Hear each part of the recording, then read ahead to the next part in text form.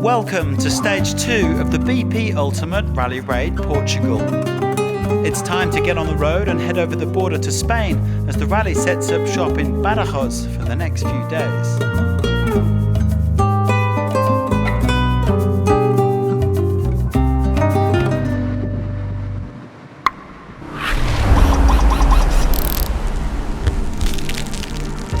The top bikers gathering before the longest stage of this second edition, and sadly 2 of them were forced to abandon today.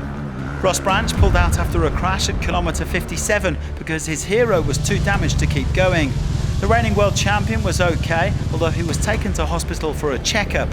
Above all, he was very disappointed to suffer his 3rd DNF in 4 rounds this season. It was also game over for Adrien Van Beveren, who had a nasty crash at kilometre 187, tumbling into a ravine. Fortunately, he got help from Luciano Benavides and Edgar Canet before being airlifted out of the special with a suspected shoulder injury, but it could have been much worse. We wish both him and Ross a speedy recovery. It was a better day for Van Beveren's teammate, Ricky Braybeck. The American said it felt like a Dakar stage, over 400k against the clock and long liaisons. And plus, with the slippery tracks, it was a bit like riding on ice. Despite finishing with very slick tyres, he landed an impressive 3rd place and sits 3rd overall. But 2 riders were head and shoulders above the rest when it came to hunting the stage victory. It was an incredible fight between Tosha Schareina and Daniel Sanders. After more than 400 Ks and we are like 4 seconds after all of that is insane. 4 seconds was the margin of victory today as the Australian and the Spaniard traded blows along these fast and fiddly tracks. The gaps were ridiculously tight all day long, but Sanders finally took it down the stretch despite having to massage his tyres through the final 100 kilometres. 3 wins in as many days for the W2RC leader. They are now P1 and P2 overall. Daniel was going so fast. Finally, we 4 seconds to the victory, but we will try tomorrow again. The last bit he kept creeping in, getting tighter and tighter, and I had no tyre left, so I just had to survive and just held on enough. Benavides was given time back after stopping with Van Beveren, and he came 4th, 4 minutes ahead of Sherco's Lorenzo Santolino. Sanders and Schareina are separated by 1 minute and 36 seconds, with Braybeck and Benavides now over 7 minutes back.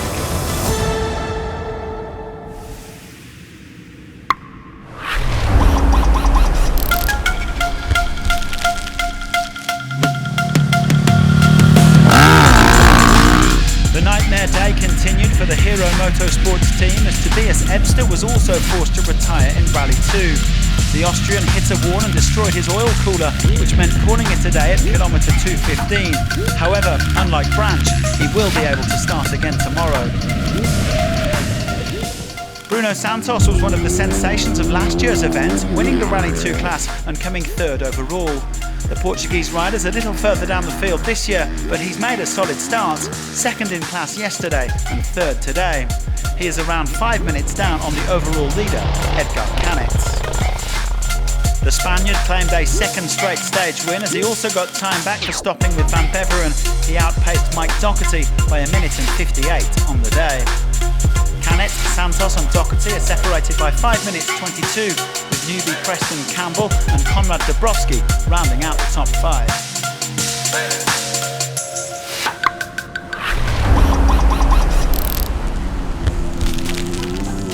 There was another win for Tomás Oldos in Rally 3. The Frenchman's been pleasantly surprised with his performances so far, and despite 3 small crashes, he finished 7.5 minutes ahead of Gonçalo Amaral. He's really looking at the overall picture though, and was happy to finish inside the top 15 on 2 wheels. Zoldos now leads Amaral by nearly 9 minutes, with 3rd placed Carlo Cabini at more than 40 minutes.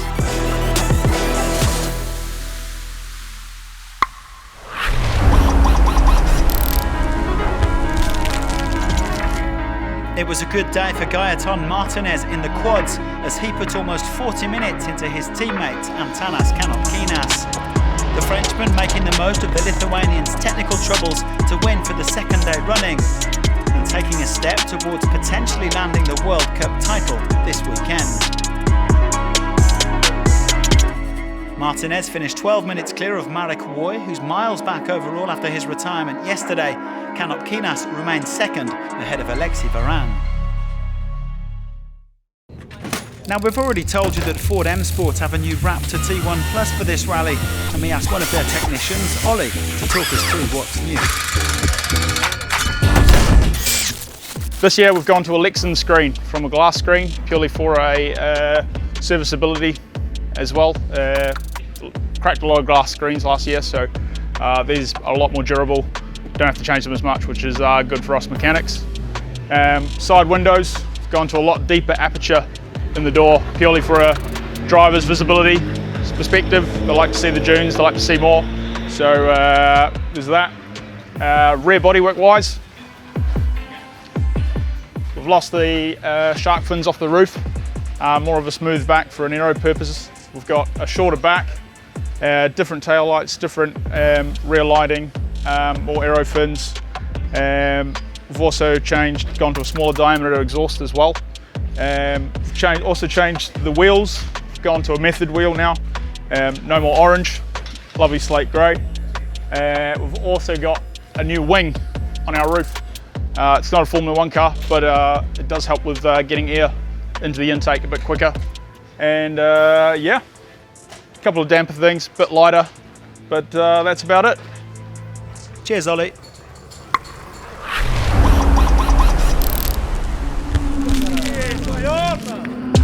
Well, it was set to be a brutal outing in the top car class, with yesterday's stage winner Henk Lategan describing his day as a comedy of errors. He had to change 2 drive shafts and also suffered a couple of punctures, dropping down to 5th place overall. It was also a rock and roll day for the Dacia Sand Riders. Nasser Al-Attiyah spent a long time covering up the dust behind Juan Cruz Jacopini, and he then got stuck for nearly a quarter of an hour after misjudging a corner.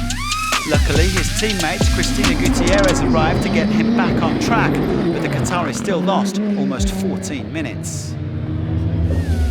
Well, Cristina had already been called into action a bit earlier in the day to rescue her other teammate Sébastien Loeb. The Frenchman talks us through what happened. We hit a tree in a tight corner. Not very hard, but it was a little tree, but I think it just took the wheel and it bended the wishbone. So after that we restarted, but we understood that it will be complicated to finish like this. And when it finally broke completely, we waited for Cristina to take the spare part. When we saw Sebastian stop, we helped him because he didn't have the piece that he needed, so we give him.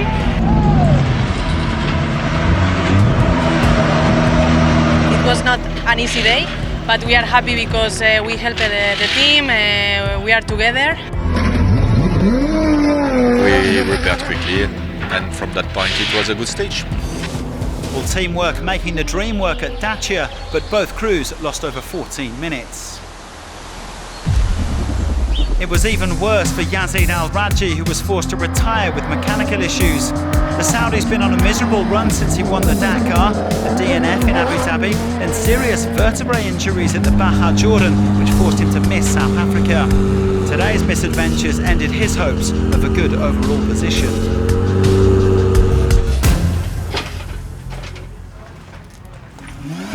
Well, after all that doom and gloom, let's talk about who had a good day, shall we? Saud Varial was flying for the Toyota Gazoo racing team despite an early brake issue. The young South African's been adapting to the road book where the notes are more spaced out than he's used to here, but he was 3rd fastest and climbs up to 2nd overall. This is what that Ford Raptor looks like in full flight when it's being tracked by an FPV drone. After a difficult start to the rally, Carlos Sainz had a much better day today, finishing 2nd on his return to home soil. Plenty of fans out to support El Matador, who's up to 4th overall.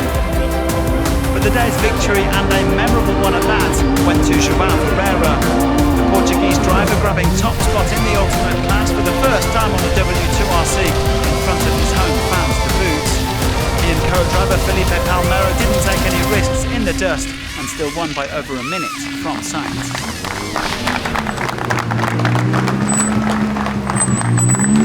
My first victory in the ultimate class in Portugal with a new team, with the longest stage, so on the second stage already, so I'm super happy, you know. I couldn't ask for more. It was a super long stage, super difficult, and Flip did also an amazing job in navigation, because when we entered Spain the road book changed a lot, even the dangers, so and the navigation as well, so Flip did an amazing job, so a big thank you to him as well. The two Toyota Gazoo racing cars inside the top three, separated by a Ford, with Toyota Gazoo Racing W2RC duo Seth Quintero and Lucas Moraes in 4th and 5th. Ferreira leads Variawa by 3 minutes 24.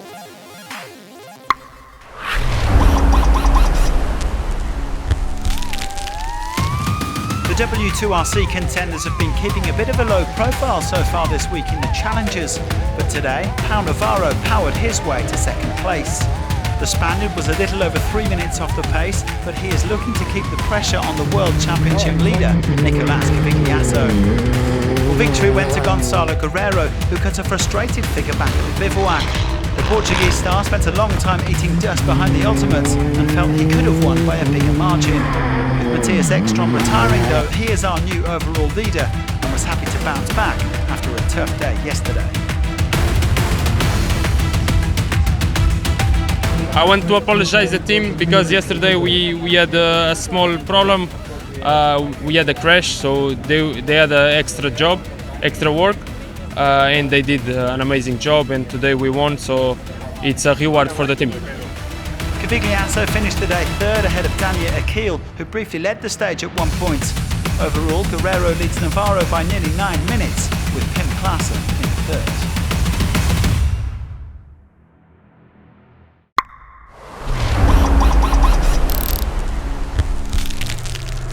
The Portuguese takeover continues in the SSVs, and today it was João Diaz's turn to take top spots. The domestic drivers look set to battle it out for the rest of the week, having once again locked out the top 8 positions on the day. Diaz now leads the rally ahead of the W2RC frontrunner Alexander Pinto. The Santag Racing man coming in 3 minutes 45 clear of Ruben Rodriguez, with Pinto in third. Diaz is top of the pile overall with a lead of 4 minutes and 15 seconds.